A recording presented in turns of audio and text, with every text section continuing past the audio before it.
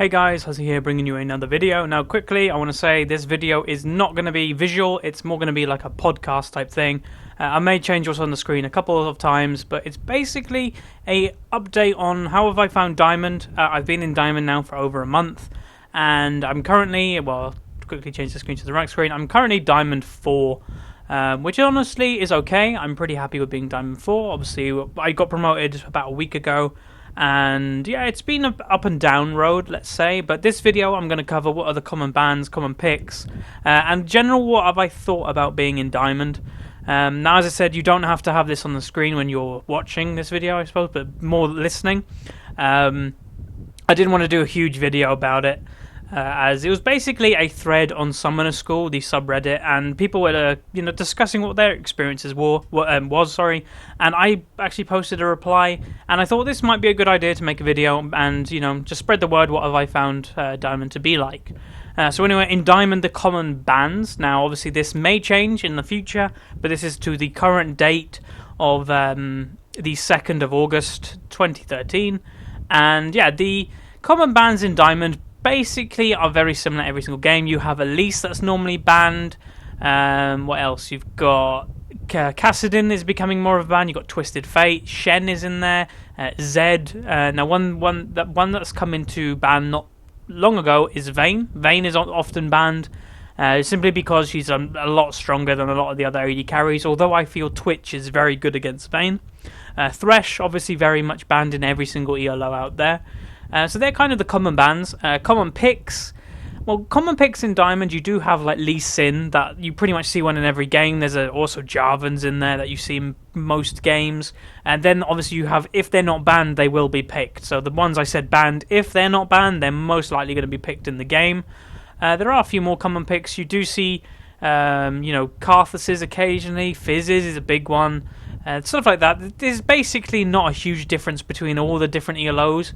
And now I know in lower ELO brackets, Mumu is still banned, something like that. But in higher levels of play, he's not, as he's a pretty damn easy champion to counter. You just pick Janna support, or you simply just spread out, or you don't let him hit your bandage, or hit his bandage, and you've pretty much countered the whole champion.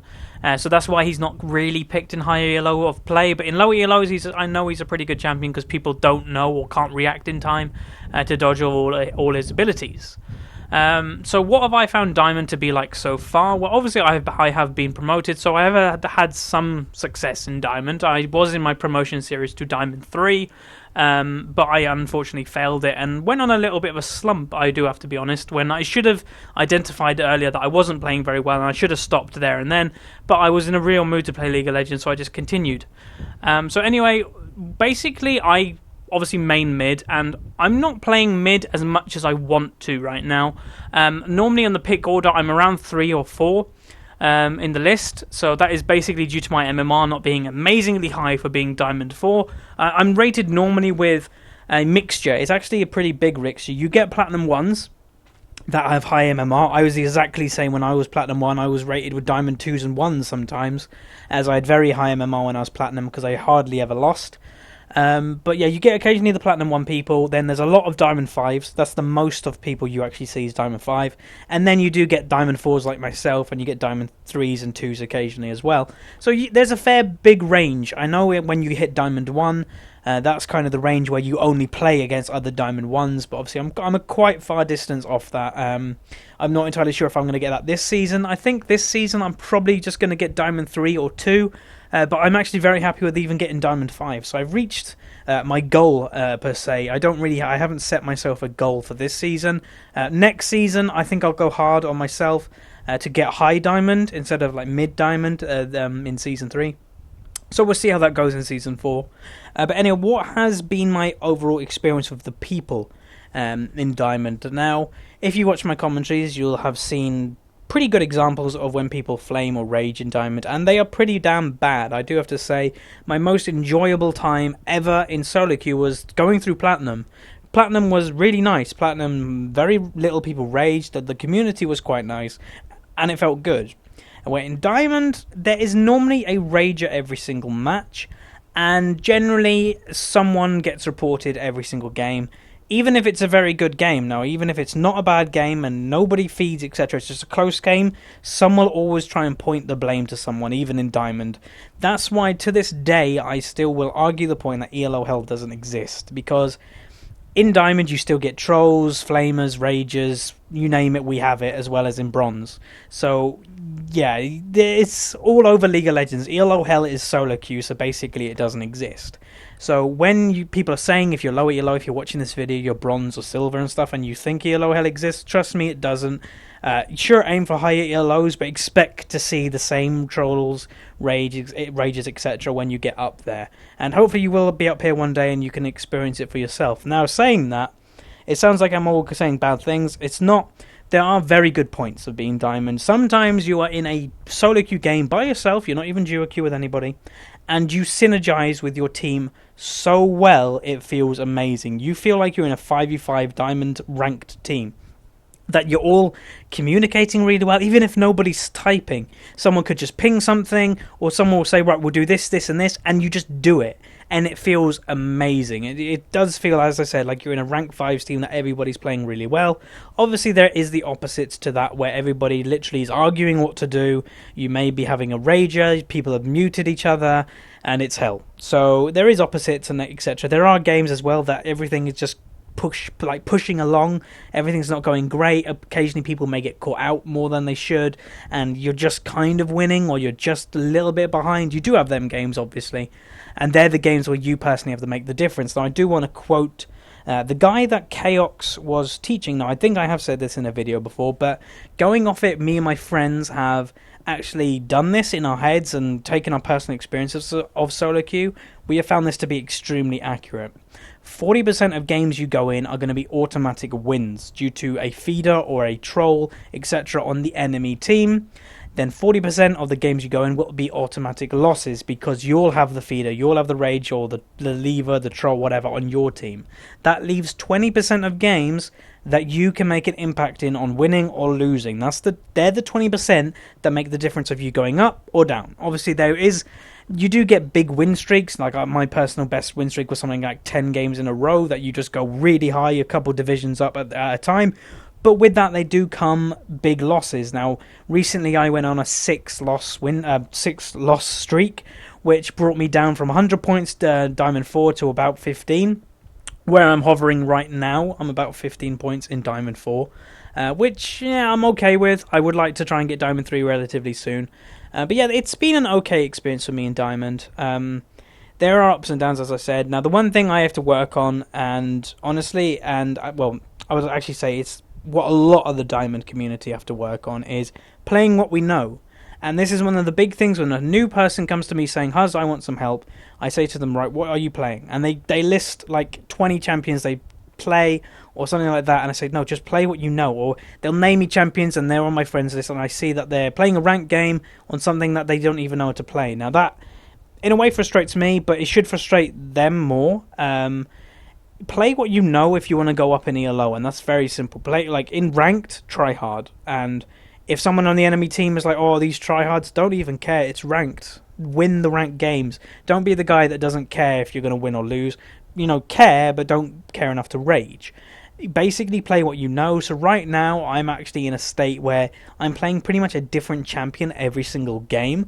I do have my favourites, but more or less, I'm not playing, Gragas 5 matches in a row or Twitch 5 matches in a row. I'm playing a different champion every single game. So that is one thing I might change in myself, but that does lead to me having less footage for commentaries. Now, that is one bonus of me being a, YouTuber that does multiple roles. I literally can play every single champion in the game to a relatively high level. Obviously, there are some better than others, and there are worse ones. But I could probably all play them to diamond level. So that does enable me to do commentaries on pretty much any single champion in the game, as I just need to get a good game on it in solo queue, and that's kind of where it came from, that I play different champions all the time. I do like playing different champions, as it does enable me basically to play anything in whatever the team needs. In my rank 5s team, we don't even need to think about mid lane when we're making team comps. They make, they think of what do we want to do? We want to make an AoE comp, right? We'll play this, and this. Huz, you just play something AoE. We don't need a specific. Obviously, Orianna might fit in there better. Karthus might fit in there better in certain situations, but that's fine because I can play them pretty much all. But anyway, yeah, Diamond's been okay. Now, a couple of updates I just want to say about the channel. There is a couple more videos coming out soon. There might be a Rise top commentary. There might be a Vlad one too. Now, one thing I also want to say is I might start doing commentaries of champions I've already done, if they've had, say, an update since I've done a commentary on it, or it's a different role, or it's just a very good game. Now, I think very good games should be highlighted if they're very close. I probably want to do Stomp ones because, hey, Stomp ones, they are fun to watch, but they get a bit boring if it's just a complete stomp. I prefer games that are much closer and you really feel satisfied when you get that win. So maybe I'll do some commentaries like that. I might start up the 5v5 team seriously again relatively soon, and maybe we'll start Go for Lols. That's not a promise, but maybe we will. And maybe I'll, get some footage from Go for Lol teams. I have to be careful about streaming in Go for Lol, as it is a tournament and you really don't want to get ghosted when you're doing such things like that. So that's just one thing I have to look out for, and we'll see. So that's pretty much all the updates, I think. Oh, one more. If you have found yourself, I did say in the Renekton video, but if you have found yourself that you had me on your friends list on League of Legends and I'm not there anymore, basically I did a clean sweep, or nearly. I haven't fully finished it yet. I still need to clean it more.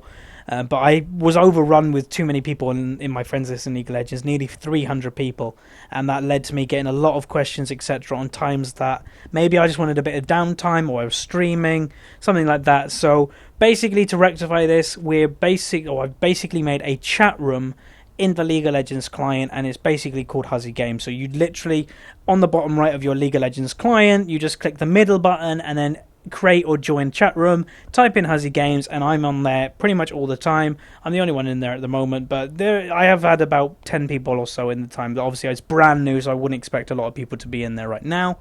You always can send me a YouTube private message. That's probably the best way to actually get me to answer a detailed question, as I will sit down and actually type a proper good answer to you. Summoner School, I always look through the threads, and if I see bad advice giving out, that's normally when I come in. Now, I have actually, really quickly, I don't want to make this video too long, it's already about 10 minutes, but or 12 minutes. I see quite a lot of bad advice being given out on Summoner School, and that's not meaning anything elitist or anything, but I'm thinking of making a video in the way of how can you help other people in League of Legends, and go from 3 points of views. One being, how can you help your friend, because it's a very delicate subject, helping your friend in League of Legends. I've been there, and yeah, you don't want to offend them, but you want them to get better. So that's one point of view that I've personally dealt with and tried to help, and I've done an okay job with doing it. Another one is being a teacher or mentor. If you're relatively new to the gig, you may, not be very good at it. Especially, I've seen actually a relatively new post on Summoner School, someone was actually asking for gifts to be a mentor. That's a big no-no. If you're a mentor, you're doing it for free, unless you're with one of them professional sites and you're like Challenger giving a lesson, which I still disagree with, but that's just me. And then the third one is if you're a new YouTuber and you want to give advice to people, how can you be taken seriously? How do they know that you're legit? That type of thing. So they're the 3 points of views that I probably will cover in the video, if that's something you'd be interested in. So say in the comments if you're interested in that video.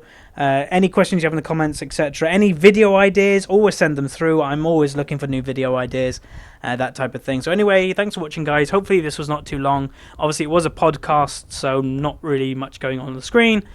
So anyway, thanks for watching, and subscribe, rate, share to your friends who need help in League of Legends, and I will speak to you next time.